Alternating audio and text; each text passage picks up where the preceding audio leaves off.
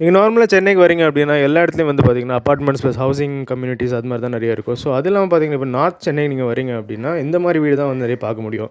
So, இந்த மாரி வீடுலாம் பார்த்தீங்கன்னா, ஆல்மோஸ்ட் இப்போ எப்படி இருக்கு? பார்த்தீங்கன்னா, ஆல்மோஸ்ட் ஒட்டி ஒட்டி இருக்கு. ஸோ, எல்லா வீட்லயும் வந்து பார்க்குறதுக்கு ஜஸ்ட் ஒரு வீடு மாரி தான் இருக்கும். பட் ஒரு வீட்ல பார்த்தீங்கன்னா, ஆக்சுவலி நம்ம 3 ஃப்ளோரு, 2 ஃப்ளோர் அந்த மாரி தான் இருக்கும்.